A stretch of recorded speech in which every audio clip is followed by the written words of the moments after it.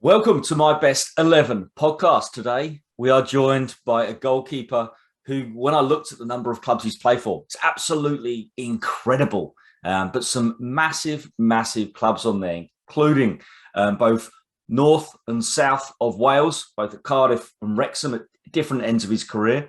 Luton, Sunderland, Man City, Stockport, to name just a few. But also played for Wales a number of times as well. Today we are joined by the goalkeeper extraordinaire, Andy Dibble. How are you, Andy? I'm very good, and I'm privileged to be here. It's taken a long time to get on, but now I'm here, so looking forward to tonight. It has. The time differences and my involvement at Cardiff City and the games we've had, it's been a difficult time, but looking forward to tonight's show. Fantastic. Marvin, so how well do you know Andy? Obviously, he came, rather than coming through the youth system, came through Cardiff's youth system. But how well do you know Andy? Is it just from his Luton times, or obviously twice? Just from his Luton times, pretty much. He signed for Luton from Cardiff, and funny enough, Dibs was, as we call him, Dibs was my first pro. You know, as apprentices, you had pros, and I had Dibs and I had Fozzie. I mean, not bad actually, you know, to obviously top players. But the thing what I will say about Dibs is straight away, I said to him about his boots and stuff, I'm going to be doing your boot boy. He said, I can't do the Welsh accent, I ain't going to attempt. But he said, Marvin, he said, all I care about every morning, you come in here with a cup of tea for me. That's all I want, is a cup of tea. And every morning it was, Marvin, where's my cup of tea? Marvin, where's my tea?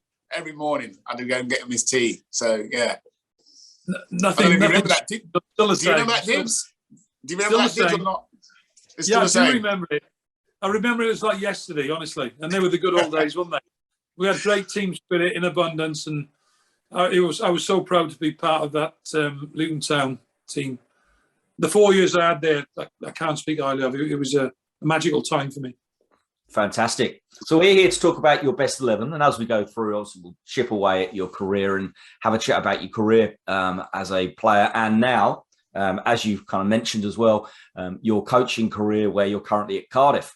So we're going to jump straight in. Always a difficult one because you never technically play on the same park as them.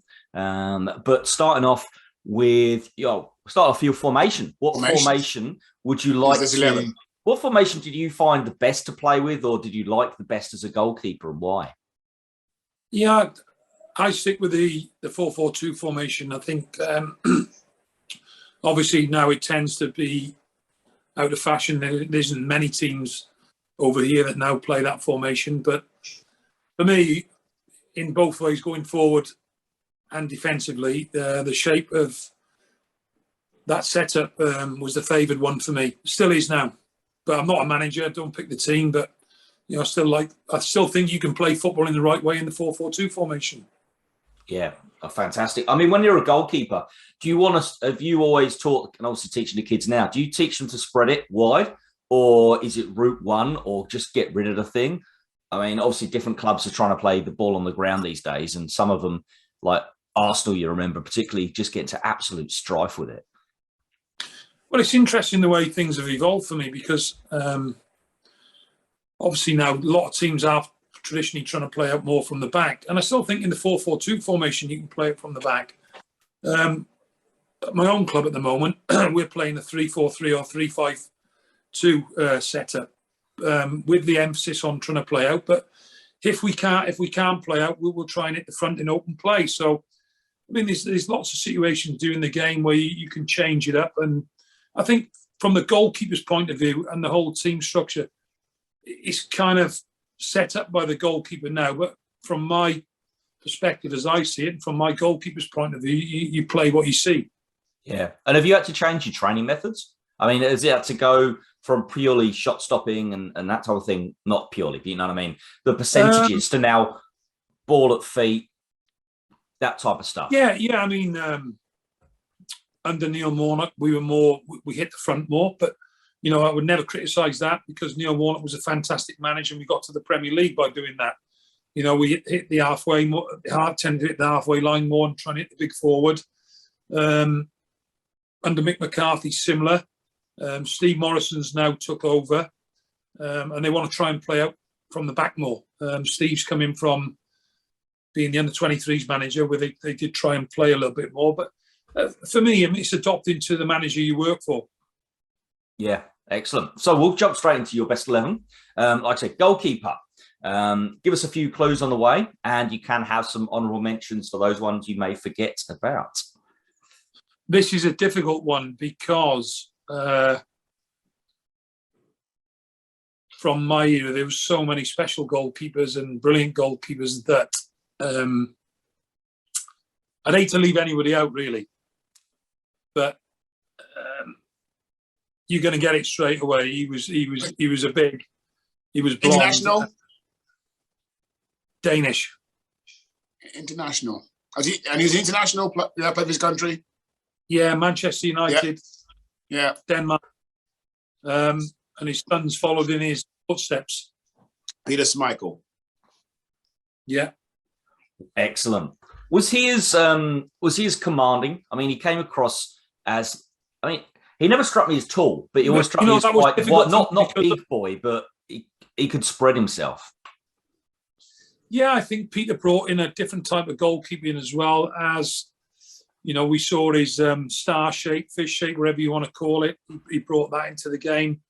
There's now a new spreading and blocking that's been brought in as well. During my time, obviously, goalkeepers tended to be, I'm not saying not as brave now, but they were more, we'll go lead with our face first. But as I say, goalkeeping has evolved and moved on. And Peter was one of them immense characters that he was awesome. He filled the goal. During that time, it's hard to pick between the likes of him, Seaman. There's too many to mention, you know what I'm saying?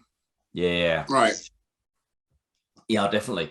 So if Schmeichel's in there, was he quiet in the dressing room? Or, because I've heard different messages or different stories from people like Steve Bruce and stuff, saying that when he came, he started off quiet and he got quite not outlandish, but he got quite a bit more in the dressing room. He always was on the pitch, but in the dressing room, maybe he started a bit quieter. Yeah, I think he's probably a quieter character, but obviously when he's on the pitch, he's more vociferous, Yeah. Just because you're quiet in the dressing room, I always saw him as just such a commanding person. I looked at him more on the pitch and what he did. You don't have to be really loud in the dressing room, but you could see that when he was on the pitch, that was the time that he commanded the respect of his players, and everybody knew what was going on behind him. I left Neville Southall up there. He was one of the best as well, and Big Nev was. Yeah. It's difficult to leave Big Nev out, and the times I shared with Big Nev with the Wales dressing room, he wasn't, shouting his mouth off or in the dressing room, but his organisational skills on the pitch were second to none. No, definitely. And obviously, you as a goalkeeper, just tell us a bit about did you always want to be a keeper? Or? Funnily enough, I started off as a left back. Okay. And how did that transition come about? What age? 11. And I was brought off in the local cup final. Started, obviously, as I said, as a left back, and I was brought off at half time.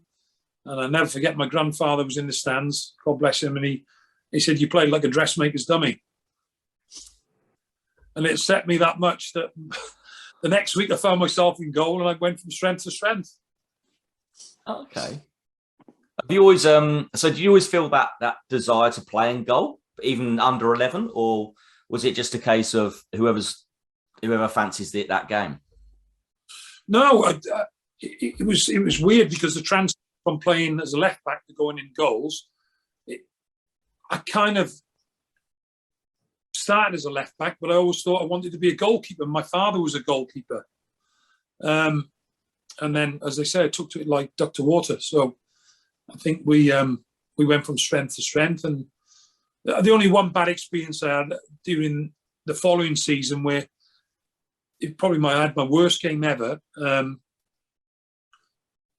we ended up being beaten 8-0. But Cardiff City Scout was there, who I work for today, and he must have seen a lot of good in me, although I probably was at fault for 3 goals and I ended up signing for the club as a schoolboy. Wow. So that's a message to kids. Even if you get smashed 8-0, you can still get signed up on YTS or whatever one it was you got signed up on. Yeah, absolutely. Awesome. So we're going to keep going. Right back.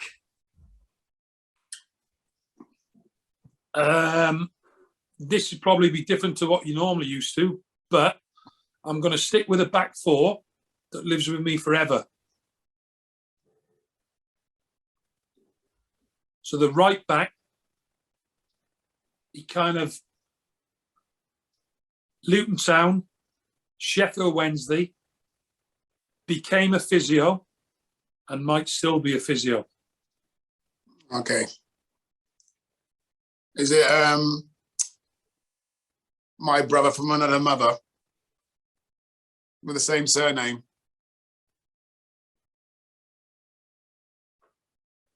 Marvin? Dibs? Yes. Rob Johnson? Rob Johnson? Yes. Rob Johnson. Rob Johnson. Fantastic. Marvin, you got good 3 memories, and he's been on this pod, hasn't he, Marv? Yes, he has. Yes, he has. Yes. Yeah. Go on.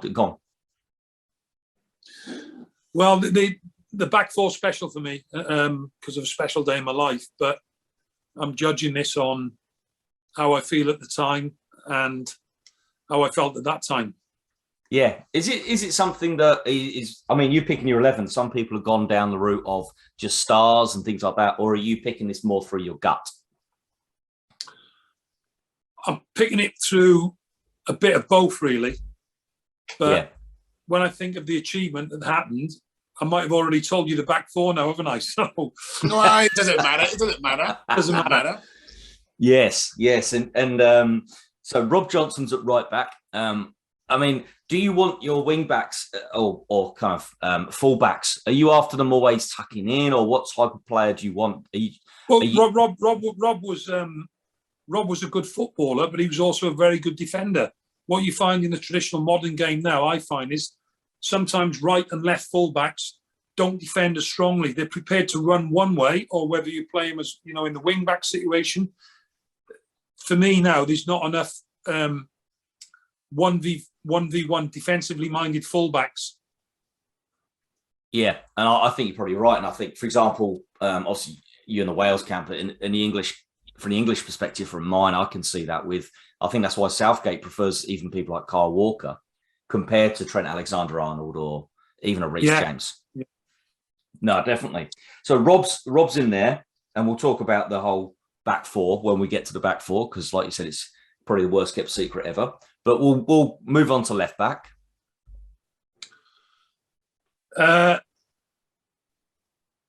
Big, blonde, body like a Greek god, ex-Luton Town and West Ham, and now I think is in the scouting. You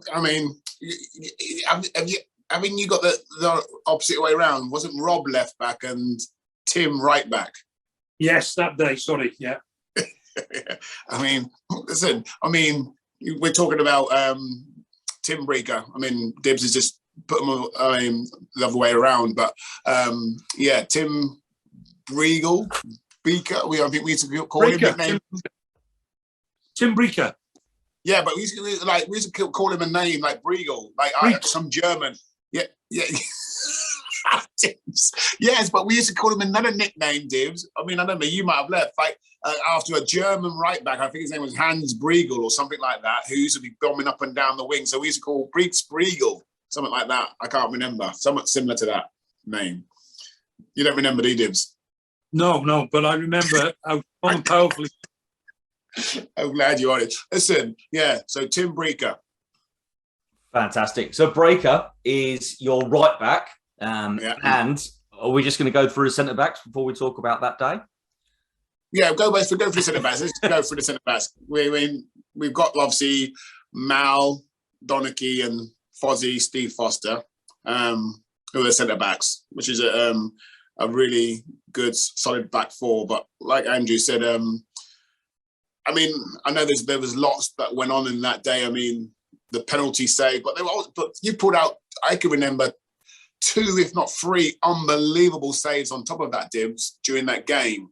I can remember the one was it a Smith header, which you got to, what just tipped over the bar, and there was another one down low to your left. I think I can't remember who that was, but anyway, that game, was that a game where you just felt?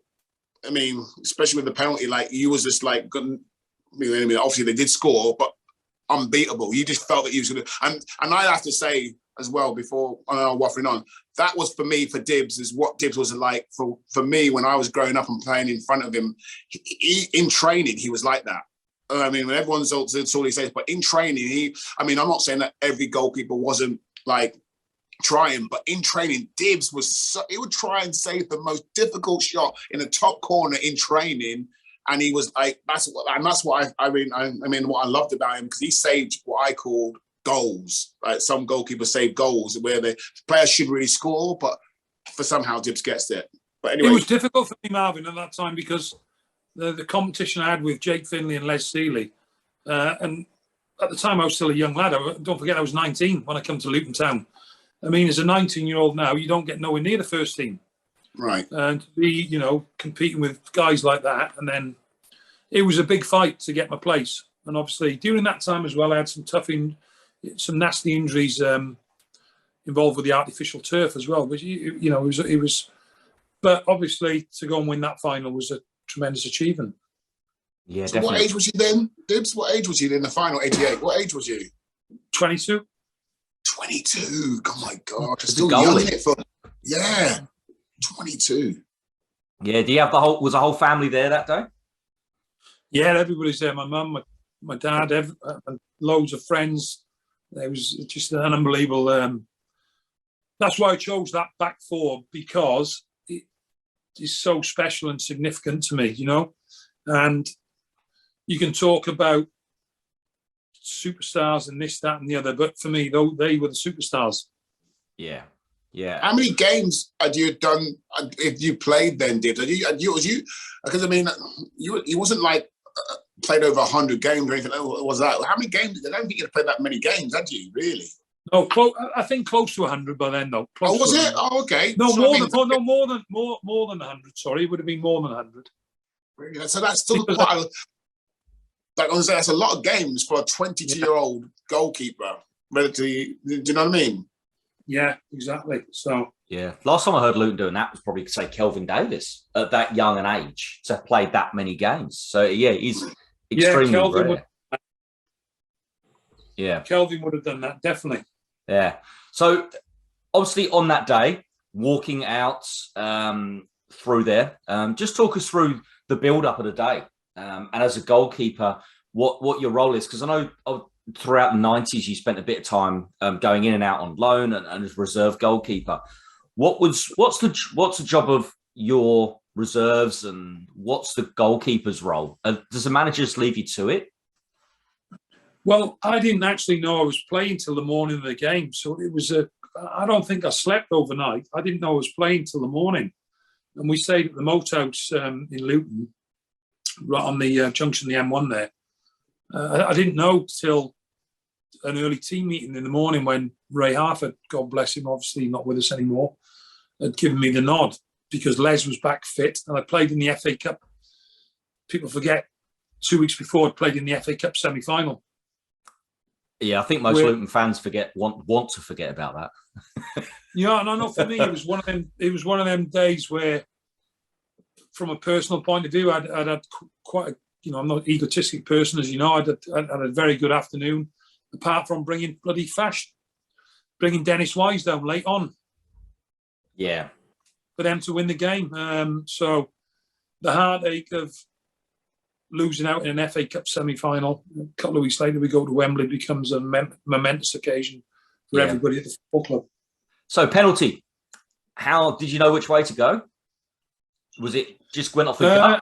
Yeah, it's interesting when you talk about penalties, because obviously nowadays the information that players are given, it's endless. It's endless. My goalkeepers are given so much information now. I wasn't privy to have that. It was kind of more of a self-study.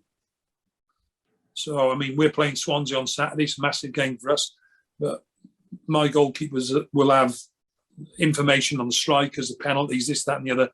So in them days, it was more of, you know, you looked and watched Match of the Day and this, that, and the other. Obviously, I knew a little bit about Nigel Winterburn, but that was from my own self-study, you know. So, yeah. And did you guess it, or did you predict it? Did you watch his eyes and the angle of his foot? Yeah, no, I had a confident feeling from when he ran up to the ball he was going to go to my left hand. Yeah. And what was that like at that moment when it hit your glove? What was it like? Well, I've never had a feeling that in my life, and even that stage in the game, it was kind of, we can go on and win it. I had a firm belief then that the tide would turn and we could go on and win the game, which we did. Yeah. It's kind of like one of those ecstasy moments for the Arsenal fans who would have celebrated, and then the Luton fans celebrate.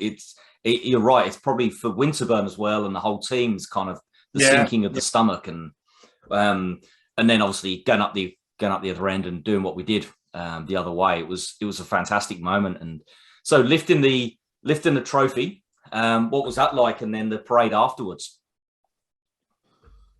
It's something that will live with me forever. I mean, the biggest thing I remember is when Fozzie picked up the cup, and then we come down the steps and we went to the Luton fans. I could see my mother and father, and they must have come right down the front, and they were there to see how ecstatic they were about everything. It was just unbelievable. You know, I still look back at it now, and I don't replay, but it comes up obviously.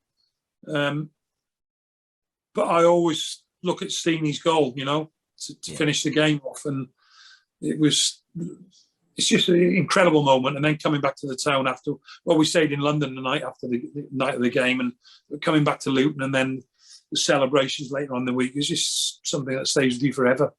Yeah. You'd have been on a few open top bus tours, wouldn't you, in your time, even promotions and things like that with Man City? I've been fortunate. I've been fortunate as a coach and a player, where I think I haven't actually written it down, but probably six or seven promotions, which is, you know, during a career as a player and a coach, that's good going. Oh, very good going. Very good going. And also we'll get onto some of those clubs and even things like Wrexham a little bit later on. So just one final question on the cup final. Do you know where your medal is? Yes, it's safely stored away in the garage in Manchester. Fantastic. So he knows it's there. He's got it. He's got it there. Some people say this is it with their parents, or it's great to hear. Was it Fozzie said he wasn't sure where it was, Marv? Yeah, I think so. I think it was Fozzie. Yeah. He probably left it in Harpenden in the pub. Fantastic. So what we're going to do is Scots wine, but was he Scots? So what we're going to do is we're going to pause it there. And when we get back for the second part, we're going to hear the rest of Andy Dibble's My Best 11. Welcome back to the second part of My Best 11 with Andy Dibble. So far, we have the Littlewoods Cup back from 1988 with Rob Johnson, Tim Breaker, Mal Donaghy and Steve Foster. But because Andy can't pick himself, he has put Peter Schmeichel in goal as well. Well, that'd have been quite interesting. Can you imagine if Schmeichel would have saved that penalty? The animosity he had towards Arsenal. Can you imagine what he'd have done? No. I think there was some tear-ups between Arsenal and Man United, wasn't there? Can you imagine him or Winterburn going to Adams? Oh, it'd been absolutely hilarious to watch. I'm right in the middle of it. Yes, definitely. So we're going to move on to and start off with Marv's 60 seconds. Over to you, Marvin. Okay, Tibbs. Whatever comes into your head first. VAR or no VAR? Yes, the VAR. Okay. Messi or Ronaldo? Difficult one. Ronaldo. Okay. Bundesliga, La Liga, or Serie A for quality? Which one? Bundesliga, La Liga, or Serie A? Bundesliga. Okay, I know the answer to this one. Favorite other sport? Golf. Is it? Golf. No. Yeah. Golf. Golden goal or penalty shootout? Penalty shootout for the goalkeepers. All right. Favorite holiday destination? Spain. Worst dress player? That's a difficult one. Keith Curl. All right. Fish and chips, pie and chips, or pasta? Pasta. Beer, wine, or spirit? Wine. Best Last one, Marvin. Okay. Best ground or stadium you've played at? Well, I'm not a Red, but I have to say Old Trafford. Okay. Oh, interesting. So is it a penalty shootout because you can't lose? Probably because of being an ex-goalkeeper, and I think it brings... it's not a nice way to lose a game, but for one of those goalkeepers, it gives them a big feeling on the night, and they end up being a hero. So that's perfectly my response, is the goalkeeping side of things. Yeah. I can't remember which penalty shootout watched the other week, and the keeper didn't save a thing. The player missed one of the penalties, but the keeper still was the one who was hugged at the end. It was quite ironic, even though he hadn't done nothing, but you know what I mean? Right. We've had situations recently where, obviously, the League Cup final, where it went to the last kick with Kepa. Yes. Yeah, that's probably what it was. That one, yeah. I mean, that's actually happened to me, by the way. I played in a League Cup game for Stockport against Nottingham Forest. It came down to me to take the final kick, and it was saved. So it was actually, it can have the other effect psychologically. It wasn't a nice feeling to miss a penalty. But obviously, you're not used to taking them as a goalkeeper. That's what I was about to ask. The keepers, well, I was about to say, do you ever practice them? But who does the practicing against you? Do you bring a striker in, or is it the goalkeeping coach? We mix it up, really. Sometimes we'll have a whole load. Everybody will go, when we're playing a cup game, like a League Cup, every player went through it and took a penalty. So, yeah. And then sometimes you might have a couple of individual players that take them for us, that want to practice them. So there's a whole variation of the way we do it. Yeah, fantastic. So we'll keep going into your best 11. You're playing 4-4-2. Do you want to start in the centre or on the wings? On the right-hand side, please. Fantastic. Over to you for clues. Big, very, very dynamic going forward. Could run like the wind. Manchester City. He finished a little bit earlier than he should have done in his career. England under-21 international. It could be one of two. Nicky Summerby or David White. David White. I see the ex-Leeds. Did he go Leeds? Yes. After? Leeds, wasn't he? Yes. Yeah, I've got the right one. Yeah, he was an interesting player. Like you say, he kind of... Big. He is big, but he plateaued very quickly, didn't he? Yeah, at an early age. I put David White into this on the right-hand side because he was more of an old-school right-sided player that was more direct, that would run straight at people, probably not have as much trickery as I'm going to go from the left-hand side, but could cross the ball as well and cross the ball at pace. Yeah, I mean, I played against him. I mean, many a time. I mean, obviously when we're growing up. I mean, you're right, Dip. I mean, listen, he would be one of those players who would be very direct, very strong. You couldn't intimidate him either, because obviously he was probably bigger than most fullbacks back then. Was great in the air as well. I mean, so yeah, Mike. I know, and I know now. Sorry for interrupting, Marv. I know now teams tend to play with inverted wingers on the opposite side, but I used to love that. You know, it suited the formation better. You know what I'm saying, don't you? Right. Obviously nowadays the left side is on the right side, and this, that, and the other. But for this typical team, this is the way I preferred it. Did he play as well? Did you play with Nicky Summerby as well? Did you play with him? Yeah, Nicky was similar as well. Nicky could go past people at pace, cross a very good ball. Yeah. So you're a Man City for quite a while, but in that time frame, you went out on loan to a number of other clubs. I mentioned a few of them. What's that like as a player to go into a dressing room as a loanee, as a loan player? Is it hard, especially if you're told you're there for a month, you're on an emergency loan? Things have obviously in those days. I mean, when I went to Man City, I spent the first 2 years and had a great time. I was number one. The event at Forest happened where I had the ball headed out of my hands, and I'd had a really good season. And obviously that goal was given, the Gary Crosby incident.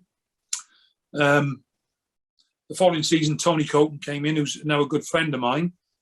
Howard Kendall decided to play him above me, but it was in the day where you couldn't have a goalkeeper on the bench. So rather than me wanting to sit on my bum, I wanted to go and play games elsewhere. So that's how it happened. And yeah, it's difficult when you go into a club on a short-term loan or whatever. But when you want to play games, you have to be adaptable and adjustable. Yeah. I mean, you're talking earlier on about for goalkeepers you're working with right now, with the managers, they're training almost for different situations of, do you play the ball long like Warnock, or trying to play the ball out with such as Stevie Morrison? When you go into a club, do you worry about that, or do you almost have to just go back to your default because you're there for a month or whatever? Because you haven't got time really to kind of change your whole game, I suppose. No, it's very much you get on with it as soon as you arrive and adapt to the situation. But when you go back to it's good the conversation we're having, because when you go back to the coaching side of things, I always say to my goalkeepers, this manager could change tomorrow. Yeah. So you have to have that focus in your mindset that, we're going to play out today, but next week we could be shelling it long, So it's one of those that you have to grasp very, very quickly and be tuned in. I mean, in the situation for me when I was playing, in that era, mostly you were hitting the front anyway. Yeah, big men up front, and we'll get to some of them later on. Not saying there was there was still football played, but obviously the playing out from the back wasn't as much as it is now. Which one did you enjoy? You know what? I love both, and I think, if I was looking at things now, when you look at Edison, who for me can do everything. Yeah. And I love watching Edison play. I always think to myself, I'd probably love to see Edison or some of the top boys now playing the struggling team, because they can obviously play football, but how do they do when they play in a struggling team that when they got to keep the ball up the net all the time? Yeah. Sorry, Marv. No, so I was going to say, to be fair, Dibs, I was going to say, you were pretty handy on the field. You used to like to be, I remember like playing out on the field, and I'm talking about in training as well. But I suppose, God bless him, the cat as well, Les. Both of you were like, you weren't like rubbish then, put it that way, as goalkeepers when handling the ball. Which was rare, because obviously, like you said, back in the day, no one really played out the back, really. No, they didn't. And when you go back, Luton Town and the David Pleat were and the Ray. Luton Town it was always accredited to playing really good football, weren't they, Marvin? Do you know what I mean? Yeah. They did try and play football, but it's just obviously now things have changed. I don't want to go on too long, but we're going to play Swansea on Saturday, and they play through the goalkeeper. They're playing goal kicks into the middle of the box to go out the other side. So it comes from the left back into the goalkeeper in the middle of the 6-yard box, the same way Derby do. They're the two teams that do that in the Championship. Yeah. Right. Wow, it's incredible you're in that analysis, yeah. It's really interesting to see, how things have moved on. And we always say, are there any rights or are there any wrongs? Yeah, no, definitely. And it's like fashion. It will come in and out, and 4-4-2 will be back. Yeah. and long ball, and suddenly it'll be, because it's different. Too many teams do the same thing. It's not going to make a difference. It's not going to give you that extra 3, 4, 5%, I suppose. Absolutely. So, left-hand side. On the left-hand side, I'm going for a Welshman. He was the national team's manager until recently. A Manchester United legend and one of the most gifted players on the Welsh fans have ever seen. Yes. Equivalent to Gareth Bale at the moment. Ryan Giggs. Giggsy. It has to be Giggsy. So you'd have played with him as a young kid, wouldn't you? Yes, I was involved with Ryan and in and around him during the squad. Obviously played against him many times. But different to the right-hand side, probably had more trickery. Still had pace. But individual goals as well that come to my mind are second to none. When he beat David Seaman playing for Man United against Arsenal, sticks to mind where... Yeah, but ball carrying, unbelievable. Eye for goal, lethal off free kicks as well, dead ball plays. So I'd go for Giggsy on the left.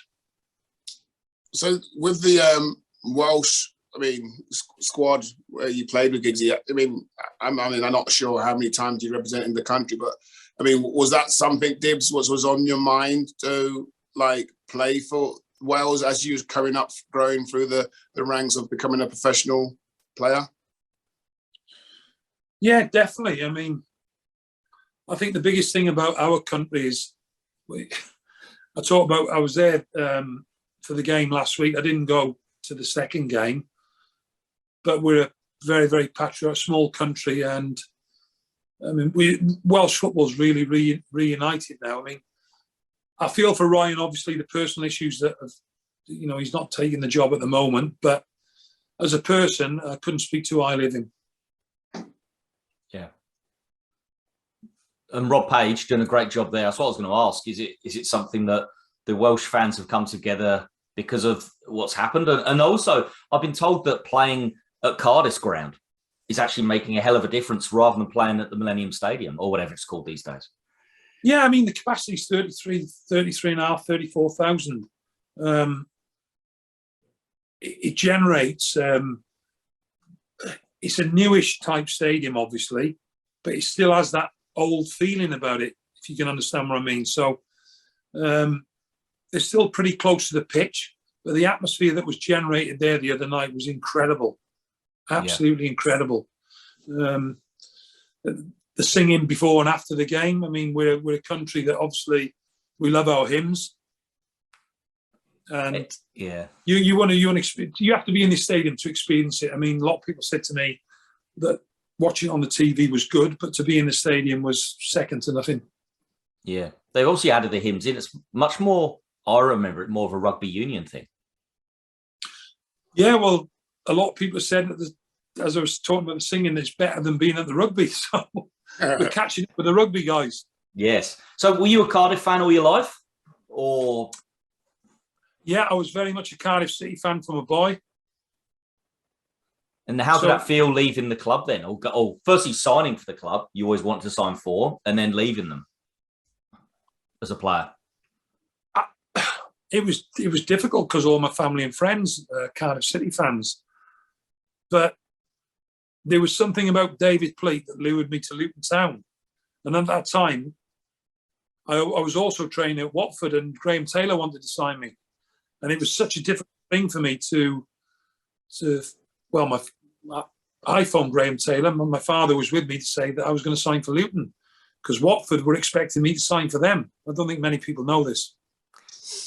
How did that go down? What do you say to Graham? What do you say to a manager when you're saying you're kind of rejecting him? It's always generally the other way around, I suppose. I think my father dealt with the more intricacies of it all, but because I'd been going up there training for 6 months. But there was something about David Pleat that won me over in Luton Town Football Club. They're both brilliant managers. Yeah, different type. Trust me, it was nothing to do with money. I think that at the time we just felt that Luton was a better fit for me.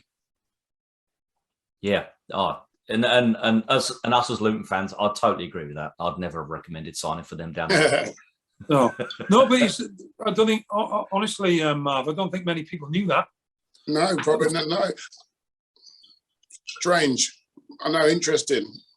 I was going to ask the same question what Andrew said about Cardiff, if that was your team as a kid growing up, and like you said, it was. And I mean, still, you're pretty young to be like leaving there. But what I mean, so, but again, probably the prospect of playing, no disrespect to Cardiff, at a higher level. What division were Cardiff in back then? Because it was only like divisions 1, 2, 3, and 4. They would have been in the equivalent to when I made my debut, they would have been in the equivalent to making the championship. And then they got relegated, but the following season they got promoted back up. So Division 2, were they Division 2 back then? Yeah. So, but I'm lucky. I've been promoted at Cardiff as a player and a coach. Yeah, you would have been incredible. Yeah. But I've been to get promoted to the Premier League. Here was an unbelievable feeling as well, with the stadium packed against Reading, and then next thing we're in the Premier League. It's fantastic. Is it different as a coach? Do you feel a bit more like a dad almost? Yeah, I mean, the goalkeeping side of it and your thoughts and that never change. I mean, I have many nights where, I'm terrible after games. I'm still kicking every ball, saving every ball. Always want them to do the best they can, keep the ball out of the net. I use that old school word very, very often. And the biggest thing that happened to me on Saturday was I went to Wrexham to watch my own son play for Wrexham in a 6-5 thriller against Dover. He was in that one. I was there Saturday watching my son Christian play in goal for Wrexham, and it was probably the most difficult 90 minutes I've ever had to go through in my life, because I'm watching it A as a coach, B as a dad, C as an ex-Wrexham player. It was, and when they went 5-2 down, I wanted to leave the stadium, but I stayed on, and then in the game 6-5. Wow. Yeah, I read about that one. That seemed an incredible score, and how it all unfolded. Yeah, so.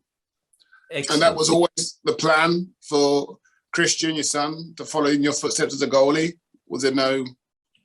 He's just taken to it, Marvin. My other son, right. Marcus, he's centre half like yourself, and he's playing a good standard of non-league, just below the conference in Cheshire, and his team, West Didsbury and Chorlton, have just won the league. So a special congratulations to Marcus. And Christian has a lot to play for. They're playing. His next game Saturday will be against Stockport in the trophy, the semi-final of the trophy. Was that? So they're about to say semis. They're one step away from Wembley. Wow. That'll be pretty incredible and quite surreal for you as well, I assume, if he gets there, to go back as a player to a dad. I'm glad I'm not going to be this Saturday. I'm glad I'll be on watching my goalkeepers play against Swansea, because I don't think I can go through another 90 minutes of watching my son letting 5 goals in. So we'll keep going to central midfield for your best 11. Yeah, so in the central midfield, on the right side, England international, a Geordie, ex-Newcastle United, Tottenham Hotspur, Glasgow Rangers. Go on, Andrew. I'm trying to think where you'd have played with him at. Rangers. Of course, yeah. And Middlesbrough. And Middlesbrough, yeah. And Middlesbrough as well. Yes. Under Brian Robson, was he in charge then? Yes. Yeah. Paul Gascoigne. Paul Gascoigne. So so everybody has a story about Gazza. Some of them can be published. Some of them, probably most of them, can't. A football genius for me. To be on the same pitch as him, fantastic. I mean, he could do things that you've never seen. But the biggest thing for me was his friendliness off the field, and I'll never forget how kind and hospitable he was to me when I went to Glasgow Rangers. And him and his drinking pal, Jimmy Five Bellies, took me under their wing. So my family and were young at that time, and we stayed up at Loch Lomond. It was even, Dibs, there you go, there's the key to my speedboat, and take it around Loch Lomond. But, just to make you feel happy and settle in. And the first day I was there, I'll never forget. I got a phone call. It was Jimmy Five Bellies. He said, Dibs, we're around at a Mexican restaurant around the corner. I'm staying in the centre of Glasgow. Book the table, come round, me and Jimmy are taking you out. Within 5 to 10 minutes of being at the club, and made me feel so welcome and special. It was untrue. Do you know what I mean? I didn't expect that from Paul Gascoigne. Yeah. It's great. Oh, it's sensational. I was going to say the move to, again, Rangers, and still are today, are a big club. So, you had, I know you played for Aberdeen, which is again a big club. But the big two probably people would say would be Rangers and Celtic right now. So was that a difficult choice when you came to decide, or was there any other clubs which were tempting you? No, the Rangers situation came very, very quickly, and I got a phone call out of the blue from Walter Smith. Walter Smith rang me directly. He said, "Hi, Andy, it's Walter Smith." He said, "I know you're out of contract in the summer at Manchester City, and now we've still got games to go before the end of the season. We've got a little problem. Andy Goram's got a knee injury." He said, and Sir Alex Ferguson has recommended that I give you a call. And I was straight on the plane. Within 24 hours, I was on the plane up to Scotland. I tore up my contract at Manchester City to go there till the end of the season. Okay. And Sir Alex then gave him the little nod then, did he? He said. Yeah, he did. He did, yeah. So there was a nice pick-up call to know that somebody like Sir Alex had, given me a recommendation to go there. Right. Yes. A side comment that will live with you forever. Yeah, exactly. Probably the 3 months I had there was fantastic. I only played 9 or 10 games, I think it was, but to be part of a 9-in-a-row team was unbelievable. Especially then, Rangers were dominating in the 90s, weren't they, for a long, long while? Yeah, and it was a similar situation to the League Cup final, where I didn't know I was going to make my debut till the morning of the game against Celtic. And to go to Celtic Park and keep a clean sheet in front of 58, 60,000 mad, crazy Scots. I don't call them anything else. It doesn't cause any problems. What a feeling that was. And I never realised how big it was until probably 3 or 4 days after. Yeah. I knew there were big games, but it's only when you're in the city and in amongst it all, you realise how actually big it is. What was that like in the days after? Was it awkward walking around the city? Was it? Did they recognise you, or were you still not too recognisable? Marvin knows what type of person I am, and I must have gone out driving around Glasgow, and probably one afternoon, I think I ventured into the pub. I'm not going in for a drink. I'm driving. I thought I'll stop off, have something to a little bite to eat, and some guy looked at me. He said, "Andy, do yourself a favour, get yourself out of here as quick as you got in here, because you're in the wrong side of Glasgow. You're in a pub that you should never be in." And the guy that told me this was, he was a Mancunian lad that was a student, but loved his football and a Man City fan. And he'd said to me, "Never come in this pub again. It's a big Celtic pub." So it was all like, a learning curve that, I was in the wrong place for sure. So not only the wrong place, but it was a matter of days after you kept a clean sheet in their home ground. On the Tuesday, and we were off on the Wednesday, and I was just having a little drive round, trying to get used to the area, look round as you do, but I'm glad I didn't go there at night time, because I might have ended up getting in trouble. Interesting. Brilliant. So we're going to move to the other central midfielder. Has he gone flair, or has he gone defensive? Flair, to be fair, is Flair again. Left-footed, Georgian international, scored one of the best goals ever I've seen for Man City against Southampton. Dave Bessett was in goal that day. He had everything as well. Going forward, a little bit shy on the defensive side, but what a player. Georgie Kinkladze, is that how you say it? Georgie Kinkladze. Yeah, Georgie Kinkladze. Yes. Yeah. He wasn't. He was there for a little while, wasn't he? Yeah. Yeah, I think 2 or 3 seasons, but one of the most gifted midfield players Manchester City's ever seen during that time. Obviously, now they've moved on, but and a fantastic lad as well. Because he's only small, wasn't he? He wasn't the biggest, but he had great feet, wasn't he? He was only small, but as good as he was with his left, he was equally as good with his right. He would make a tackle, by the way, but he was kind of cute with it. You know what I'm saying, Marv, don't you? It was more if he had to rather than wanted to. Yes. So Kinkladze's in there. Kinkladze and Gaza. Not totally similar players, but like I said, the flair side of players. I mean, what Kinkladze coming in, Georgian. How did he settle into the team? Did he find it tough? I know he had a few other Georgians signed for the club around that time. Kashvili, I think it was as well. Some others. Yeah, Kavalashvili, yeah. Yeah. What was that like for him? Obviously, it's not like it is today, where it's just culture everywhere in the Premier League. Back in the 90s, it was still those guys adapted very, very quickly. I think coming from their background, where obviously they were hard people, you know. If you can understand what I'm saying, they've been brought up in countries where they probably weren't as privileged as they were in the UK. Yeah. So they adapted well. I mean, sometimes it would be sad talking to them because they didn't realise how much luxury they were getting in England. So they spent a lot. Did they bring their whole family over, or did they spend half their time sending money back? Or they both brought most of their families over. Yeah. And Kinkladze, whatever happened to him after he left Man City? Do you remember? I still speak to him now via Nicky Summerby. He comes back and forth Manchester. They love him when he turns up at the games. He's not looking as fit as me, that's for sure. And I think he does a little bit of agency work now and that.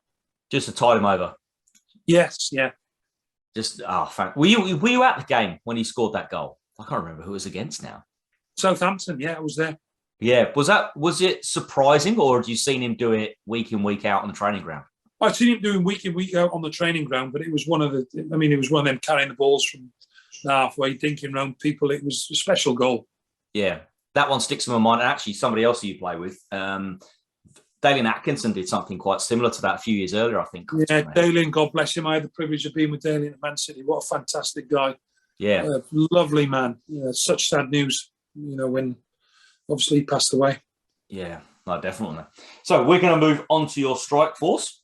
And up front, I don't know which way you're going to do this. Well, they're both Welshmen, but you will understand the combination. The number 9 and the number 10, but you could spin them round, so it wouldn't matter which. But the first one I'm going to go for is a Liverpool legend. Juventus? Yes. You gone record goal scorer in the Premier League. I'm not sure what year it was. But I'm trying to think how many caps he had as well. I think he might have got around the 90 to 100 mark. He's one of our biggest ambassadors in the country. Yeah, definitely. Ian Rush. Yeah. Yeah. He always came across as a gent. Was he a gentleman, Marv, on the pitch? I played probably, I think only a handful of games maybe against Rush, but he was really quiet. It wasn't one of those forwards who would be like in your ear trying to wind you up like that. He would. Dibs could answer it better. He was probably, like I said, for me it was like he's on the field. This is his business. This is what I get paid to do, to score goals. Bang. Score goal. Now let's go again. Score another goal. Bang. Let's go again. He was not bothered engaging in any chitty chatty stuff. What was he like, Dibs? I mean, was that right? Very, very quiet guy. I mean, obviously one of the best finishers you've ever seen. But when I look at the modern day game now, and I've gone for the two up front, because of the pressure they would put on defenders, it was phenomenal. And Rushy was one of them. He worked so hard. People, they all look at Ian Rush as saying he was a goal scorer, but nobody noticed how much work he did off the ball, which was the classic Ian Rush for me. Yeah. I mean, playing for Wales as well, around that 80s, there were so many. Look, you're going to pick two of them, but I think there were definitely three of them up front that were around that time period. Was it something as a Welshman, a proud Welshman, that you kind of then we could have done more? We could have gone to more finals. We could have gone. Do you know what I mean? But I know back then it was a lot harder to get to them. So I only say 8 teams in the Euros. This is then our next game could be obviously against Scotland. We've not been nowhere near the World Cup since 1958. So the next qualifying game we have will be so big for this country. Obviously, we haven't been, as I said, near the World Cup since 1958. So 58. Yeah. Well, did they not go? No, we've been to the Euros. We've been to the Euros, but we've not been near the World Cups. Well, what about in 78 when Archie Gemmell scored? Was that not against Brazil in 78? No? That's Scotland. Scotland, yeah. Oh, my gosh, yeah. What am I thinking? Marv, yeah, you're right. Yeah. Wow. Yeah, and there's some other story behind that as well, isn't there, in the 58, that you didn't actually qualify initially anyway, that you got there through something else happening or another country not being allowed to play or something like that, right. It's all the story, but you're spot on. So it's been that long. I mean, obviously, so you can imagine how big it is down here to win the next game against Scotland. It's supposed to be the Ukraine, but obviously, what's happening there, we don't know what's gonna happen. But our next World Cup qualifying game will be on June the 5th, I think, in Cardiff. Yeah.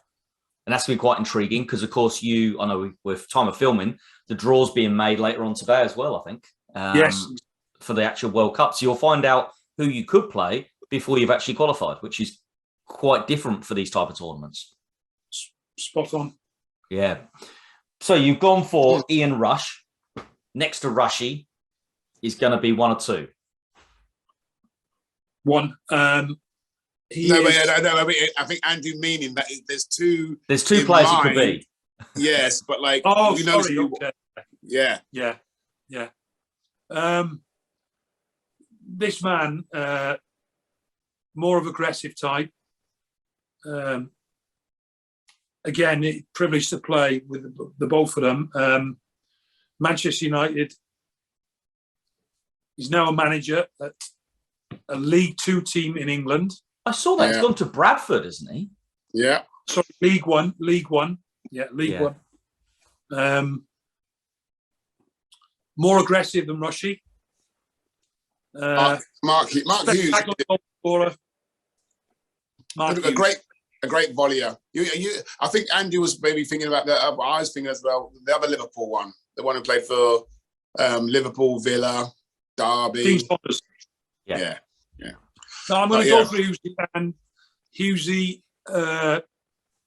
you talked about the overhead volleys and the volleys, unbelievable. And I remember when he was playing for Blackburn Rovers, and I went there with Stockport County in the Championship, and we were in the we were at 89 minutes. We were 2-2, and Mark Hughes probably hit one of his volleys past me from the penalty spot that flew in to win the game 3-2 for Blackburn. Another one, great guy, dynamic, explosive forward. That what a combination! One of the best. Oh, definitely. And then you got gigs, and you got the old-fashioned wingers, as you say, especially someone like Whitey just going down the wing and being able to put the ball in. They'd have absolutely loved that.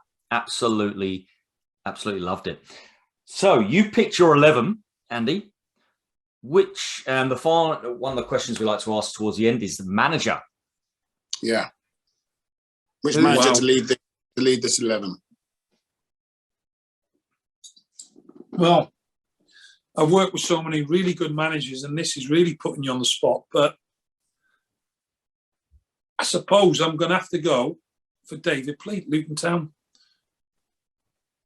What would be about Pleaty, do you think, that would love? Is it the footballing side? Like you pick two flair players in the middle? There's so many to mention. God bless him. I can't dismiss Ray Arthur and Howard Kendall, and people are not here with us. But when David Pleat, for me, in today's game, and obviously in those days, as Marvin knows, we're talking about a 4-4-2 situation where people probably still now think if you play 4-4-2, you're just going to boot the ball forward. But David Pleat, for me, was a football manager genius. And I never forget a conversation, and Fozzie was there and a few of the lads were there. Peter Nicholas was there. And it was about, we stopped conceding because we were winning games 4-3. And he used to like winning games 4-3 or 5-4. And the lads were saying, no, it's time now to shut up shop. We need to get some 1-0s or 2-1s and stop conceding goals. But Pleaty just loved seeing a goal flow. He'd have loved your son's game. Yeah, he did. He'd have loved the Wrexham Dover game then. He'd have loved to have been there. No, he loved things like that. But I was amazed at, the way he wanted to play football, and when I came at Luton, the way he wanted it to be. So, yeah. I think Dibs hit it on there. I think we've had David as one of the guests on here, and he's in my mind obsessed with the game. He was obsessed with football, just loved football, and I think a little bit of it's like has rubbed off with me. I can see sometimes when I'm working with the boys or the girls teams when they play some like interchanging, flowing football and create a chance. It's like it's just so great to see. So I think I can feel a little bit similar to him. And I mean, I love to win. Don't get me wrong, but like if we've got beat in the last minute but played unbelievably, I mean, I'm not upset after the game. I'm not upset. I mean, I'd rather see a great, fantastic game. Little question from me to you. What formation are you playing with the women's team? Well, there was both women and boys. And the men. Men, yeah. So mainly now it's the 4-4-2 diamond. Because I mean, again, not being disrespectful, a lot of the so-called American teams over here are playing the 4-3-3 formation, which I mean is a lot of people are playing that way. Some every now and then they put the 4-4-1-1 or the 4-2-3-1, but I quite like the 4-4-2 diamond because it's not really used that much by many coaches here, and I like to outnumber them in midfield and try and play through the middle, and I still have the threat of two up front at centre forwards. So yeah, that's worked quite well with the boys. It's amazing here now. Obviously, with yourself, ex-centre half. I mean, we're a lot of teams in England, as you know now, are like 3-4-3, 3-5-2. Seems to be a big call here now for that. Yeah, fantastic, very interesting. So, just to finish off, the podcast, Marvin, over to you. Yes, Dibs. I mean, I think we spoke about it a little bit at the beginning. To let those ones who don't know, I mean, what you're at. I mean, I'm sure most of them do. Where you're at now and your role and what you're doing. Obviously, at Cardiff City, goalkeeping coach. It's my 5th season. Next year will be my 6th. Thoroughly enjoy myself.